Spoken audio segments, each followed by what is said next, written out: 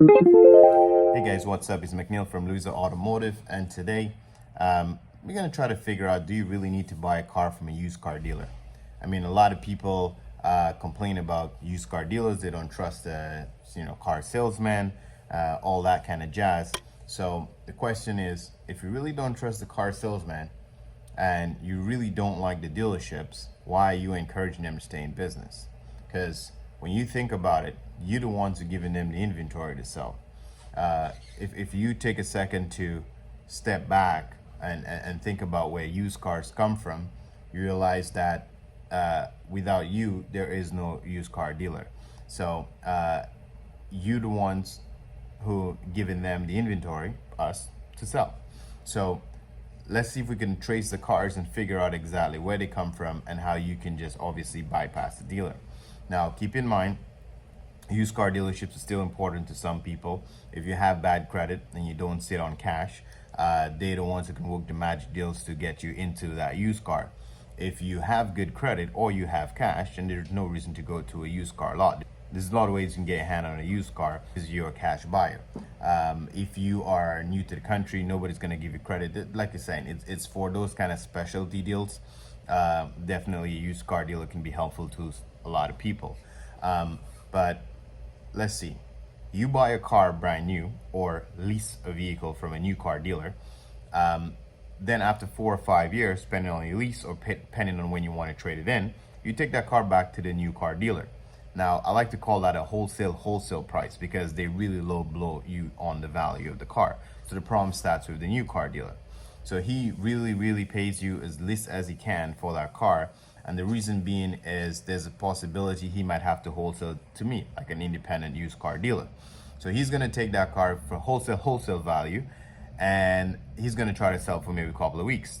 If he can't sell it, he needs to free up his cash flow in order to get the new inventory again. So he's going to send that to a used car auction where another independent dealer like myself is going to compete and bid with each other for that inventory. Again, that's your car that you gave him.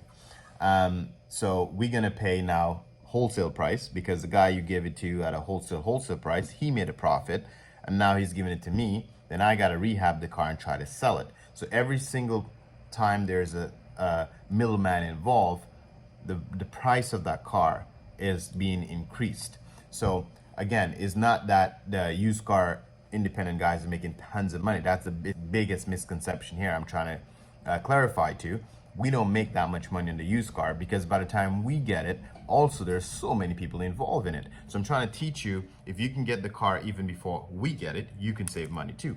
So again, when that dealer send the car to, starting with the franchise dealer, when he sent it to the wholesale auction to sell to us, then there's auction fees in terms of buying and selling. So technically, how many middlemen involved there? The dealer you traded at, he's making money. The auction house is making money. And now I'm getting the car before I sell it to you. So all of us are making money on that car that you're about to buy from me. Another way, sometimes they bypass the auction and would contact independent dealers themselves and sell it to us. But the point is, a lot of people are involved in that process there. If you were to, I mean, again, selling the car online privately yourself may not necessarily be for everybody. And that's why, again, independent dealers like myself are still in business, because some people just, based on your job, you don't have the time for that shit. Some people, based on their job, they equally just don't want anybody to come to their house. So strangers come to their house. I don't blame you, right? So yes, these kind of people would have to trade it in. But for the most part, if you want to get a little bit more money for your car, there's two things you can do.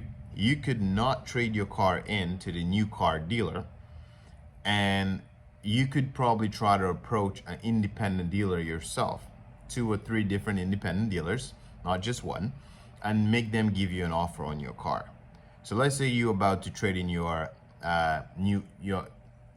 let's say you're about to trade in your used car. You're about to trade in your used car because you want to buy another brand new vehicle. So you're the kind of person who buys a new car maybe 3 or 4 years or whatever the case may be. Instead of just taking the offer from the new car store, you could take your used car to 2 or 3 different independent dealerships and see what they're going to offer you for it. Odds are they might pay you more than that franchise dealer is about to pay you for it. So that's one thing you can do.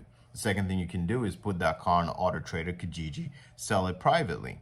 If you sell the car privately, now you can offer buyer a deal and still make more money, because there is some room somewhere in between here, between the wholesale price that they would offer you and the premium they would pay at an independent used car dealer.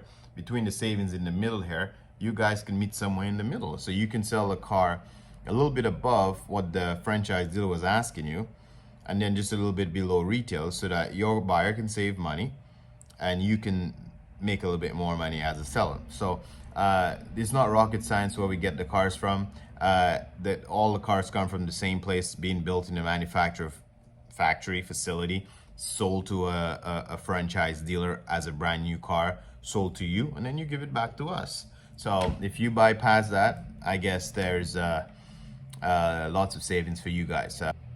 Hopefully this helps, and you guys can consider selling your own cars to save money, or doing your own independent trades. Okay guys, thanks for watching, and I'll catch you on the next one.